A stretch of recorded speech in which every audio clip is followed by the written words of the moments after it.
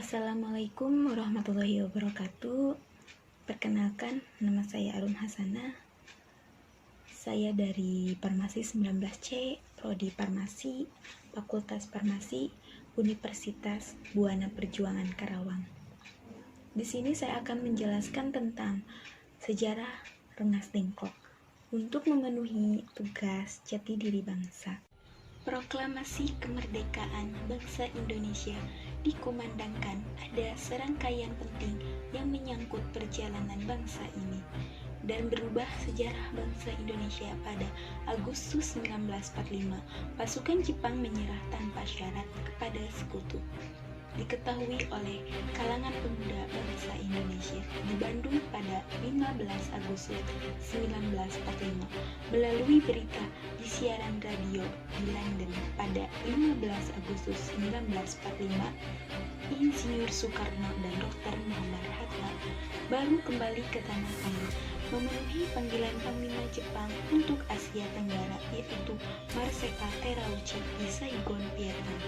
Dari sinilah terjadi pro dan kontra tentang proklamasi kemerdekaan Indonesia. Golongan muda ingin cepat-cepat dilaksanakannya proklamasi kemerdekaan Indonesia karena hal ini merupakan tahap dan masalah rakyat Indonesia sendiri tanpa bergantung pada negara atau bangsa yang lain. Sedangkan golongan tua menginginkannya bahwa kemerdekaan Indonesia harus dilakukan secara terorganisir, misalnya dengan pernyataan dari bangsa-bangsa lain dengan tangan dan lain sebagainya.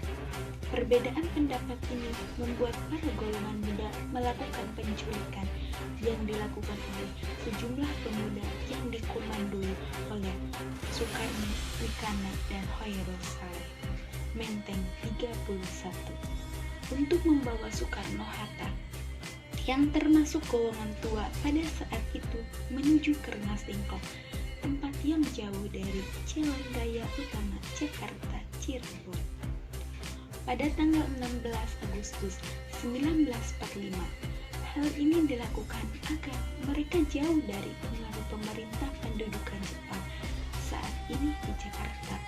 Terjadi perundingan yang sangat sengit antara Ahmad Subarjo yang mewakili golongan tua yang mewakili golongan muda, dan tercapai kesepakatan bahwa kemerdekaan Indonesia, proklamasi kemerdekaan Indonesia harus dilaksanakan di Jakarta. Akhirnya Soekarno dan Hatta ke Rengas Dengklok, berada di daerah Menteng. Naskah proklamasi dirumuskan oleh Insinyur Soekarno, Dr. Andes Muhammad Hatta, dan Ahmad Subarjo. Banyak pertimbangan sebelum tercapainya kata sepakat mengenai kepastian isi dan nasional dari naskah teks proklamasi. Setelah disepakati, selanjutnya Sayuti Memi yang mengetik sesuai naskah yang telah mengalami perubahan yang akhirnya disepakati tersebut menyusun teks berlangsung hingga 3 hari pada tanggal 17 Agustus 1945. Proklamasi. Kami, bangsa Indonesia, dengan ini menyatakan kemerdekaan Indonesia.